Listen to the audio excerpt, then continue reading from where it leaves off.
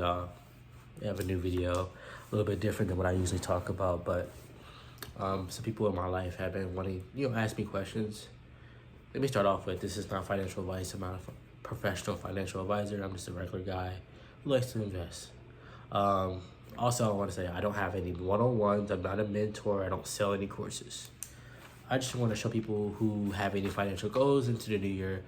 One of those things might be, I want to get into investing myself, individually. So here are like some tips to start that. Just plain and simple. This is not, I'm not going into detail about terminology, charts, and all that. You can jump into that later on. This is just, let's get you into it. Let's get you going. All right. Pen and paper. Anytime I learn something new, I learn everything that I know about stocks off of YouTube. This notebook here is green, money related, stocks and all that. So get you a notebook and write stuff down. So let's get into it. So the first thing you're gonna do, number one, let's do it. Number one, a brokerage account. Okay, write it down. Brokerage. So Webull, Fidelity, Robinhood. Those are three. Those are just three right there to start off with. Robinhood has a lot of controversy, I know. I always say Robinhood because it's very user friendly. Webull is, sorry, I just had a notification from Robinhood. It's coming. Funny enough, Webull is very. I feel like it's a lot for somebody who's brand new. Fidelity, they can work on that interface, or I'm not like, what is that word for it? I don't know. I think it might be interface. Fidelity can make it more user friendly. Out of all, Robinhood is the most user friendly, regardless of how you feel. So hey, make one of those accounts. You can make all of those accounts and look at it yourself and see what makes the most sense. But as far as just buying and selling, Robinhood is very simple. Fidelity, I can say, because you see companies actually use Fidelity. I know the good job that I work with right now for 401k, I can actually go into Fidelity and look at my 401k and see what's going on. So yeah, so the first step is just get a brokerage account. Just do that. Just log in, do it. A lot of times they will give you a free stock or something. So yeah, you got something for free. Number two, what kind of trader do you want to be? So do you want to be a long-term investor? So that's like 6 months, a year, 5 years, 10 years. I would say even just a year. A year is for sure long-term. Do you want to be a swing trader? Swing is when I buy that stuff today. I might sell it next week. I might sell it in a couple weeks, in a month. That's swing. You're swinging the trade. That takes more technical and more analysis day to day than just buying something and letting it sit for a year, okay? If you are very much just getting into it, I just suggest long term. Buy something, let it sit, great. Also be mindful. Your portfolio or your brokerage account, whatever you may call it, that shouldn't be used as a rainy day fund unless you absolutely need it, okay? This money needs to just sit and let it sit. So you should have your own savings, then you should have a portfolio. Those are two separate things. Keep them separate, because if you're constantly moving money in and out of your portfolio, it's going to mess up your profit. Trust me, because I know this from personal experience. Life happens. I understand, y'all. But have a savings, an actual savings, high yield savings. If so, then have a portfolio. Okay, so, right, number one, brokerage. Number two, what kind of trader? So I did say swing, I did say long term, and then the last one is day trade. Day trade is when I go in, buy it, sell it. So that's a little bit more, is way more complex than just being long term. If you're just new beginning, I suggest learning the other two options and then getting into day trading. You make that daily profit though, and then depending on what kind of brokerage account you can't day trade, they will literally flag your shit. So yeah, so there's different types of trading. And scalping is like by the second, by the minute. You're going in there, you're going out. But if you're like, this is my goal, 2025, I want to be more financial, stable, just do long term, y'all. And long term, I'm not going to tell y'all what to invest in. I might drop some ETFs in the description just so y'all can look at them. Don't say, oh, Tyson told me to buy that. I'm not telling y'all to buy that. Just go take a look. Because if I'm going to go long term, I would definitely just suggest an ETF, and then companies like the very simple mindset is buy what you know. Look at the companies that you're buying grocery stores, if they're publicly traded, you can probably invest in that. You really take a look at it first before you just go buy it. And how do you kind of look at it? Look at the financials. Look like really they have all that publicly. You can look into it. Is this company in debt? Are they about to go out of whatever? So yeah, that's the second thing. So the first thing is to get a brokerage, and then the second one is to decide what kind of traders. So if y'all hear my sister in the background, we have dogs. Second is to decide what kind of trader you want to be, and then let's think about the third step. Third step is, or more like a question y'all probably want to be asking me: how much money do I need? You can start trading with $20. That is the part that people kind of like in their head. They make trading and stock market more complex than it has to be, and people kind of think, oh, this is only for wealthy people. Get that mindset out of your head, especially if you want to build, your portfolio. Get that mindset out of your head. Your relationship with money. Everybody with a phone can invest nowadays. So yes, you can start investing with $20. The thing is, be mindful of how much money you put in, because that's your profit. So say I put $20 in and I make 10% profit, but I get 10% of $20. So it's not that money in hindsight. But say if I put $2,000, I get 10% of $2,000. So I think of it in percentage, which is easier for me. But people look at it differently. Like they will say like how much your percentage of your portfolio is moving up in a day, in a week, and they also will show the number that you made. But I think in percentages.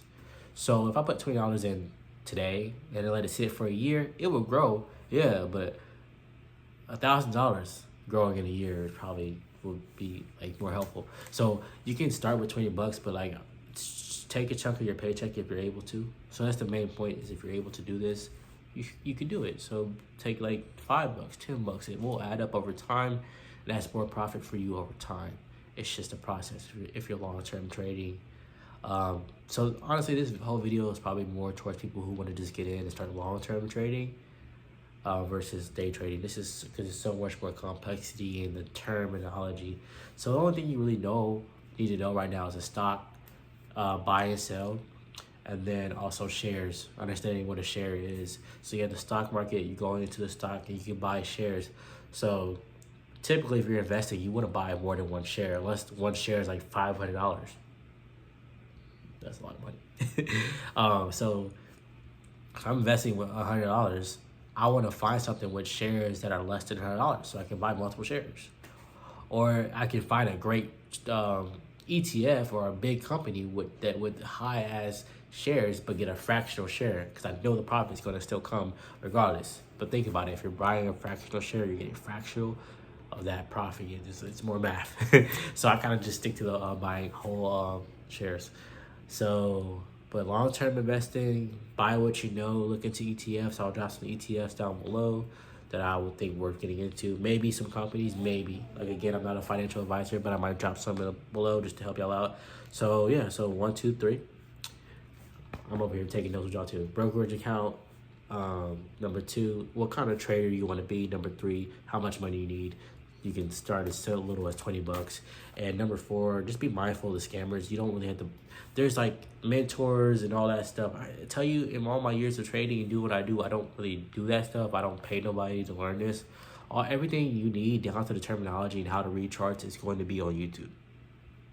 If you want to be like a day trader, swing trader, you want to make that money every day, and you have to learn how to read charts, you can go on YouTube. If you really, really, really need to look into somebody, then do your research. But I haven't personally done that. So number 4, look out for those people.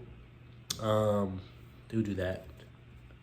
I got 2 more tips, and that's it. I think that's it's gonna be enough for y'all to get into it. Number 5 is to work on your relationship with money. That's something that I had to work on myself. That what I mentioned earlier is like you don't want to keep pulling in and out of your portfolio. Have a savings and have a portfolio if possible. Again, I am mindful. I understand the market and the economy right now. Not everybody has the ability to do that. So this video is kind of towards people who are just, oh, I have the money now and I want to do it. Okay. So number 5 is work on your relationship with money. After you watch out for scammers, work on your relationship with money. And what I mean by that is because the stock market is going to go up and down.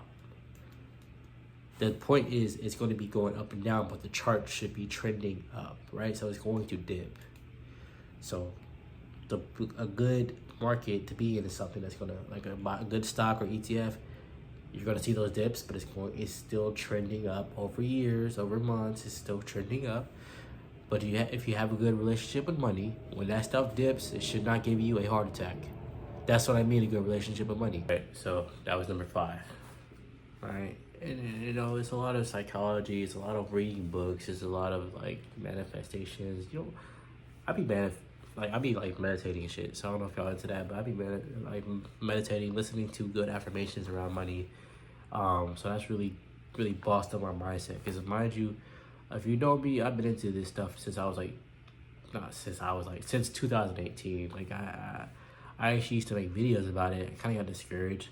That's another thing. It's going to be a process of being discouraged. Like you know, people like, oh, I've been trading for 5 years on and off. Like that's kind of normal. Like especially if you want to get the day trading, because you will have those moments, and then life will happen. So I understand.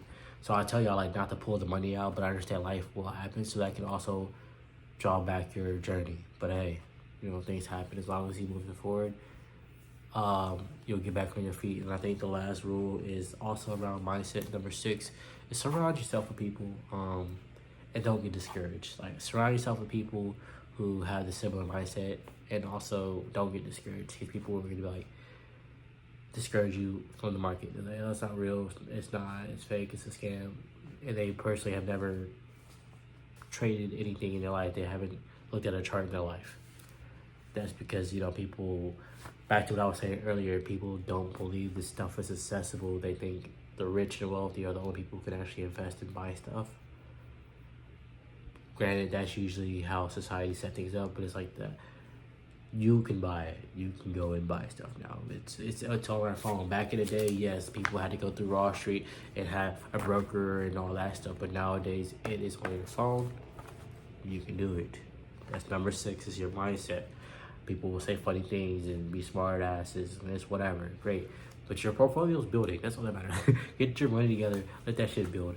And do your thing. And that's going to help you out overall. Don't panic sell. Shit's gonna happen. I can't really tell you how the next year is gonna go. I can tell you right now the market's not great. Everything's dipping right now. But what I was saying earlier, if you look at a lot of charts, a lot of growth doesn't really happen until like the second quarter, into the year.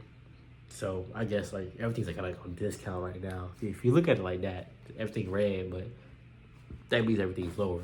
Shit, even the ETFs are low right now. So, yeah. So, remember with those fryers. You know, they said off of fucking SpongeBob. But I hope this video was helpful. I didn't really go into detail about like detailed terminology, because I feel like all that in one video is so complex. Like that's not the time. But if y'all want me to make more videos, let me know. But yeah, that was 6 tips to getting into the stock market, or investing. Sorry, I have a lot of word vomit right now because I'm stuffy. It doesn't really sound clear. I'm sorry, y'all. It's that fucking season. But yes, again, that was 6 tips of getting into the investing world or stock market, because I know that might be some of y'all goals into 2025. That's great, cool. Let's all do it. Just know that I'm rooting for y'all. Love it. You know, I love that. Financial literacy is a hard thing to get, because I've made different types of money. You know, living in LA, moved to Houston, like different points in my life. If I could go back 2020, I would have took my stocks seriously. There was so much money to be made in 2020. Everything dropping. But the thing is, you can make money off of things dropping. That's a different, complex idea. We can go into that later on, but you can make money off the stock market dropping too, as well as it going up. But it's like, I think about all the money that I touched and stuff in the past.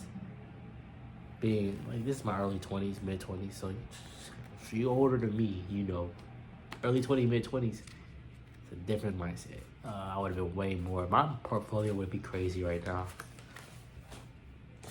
My portfolio would go crazy, but Listen, I'm on this journey going hard. So hopefully I inspire other people to get back into it too.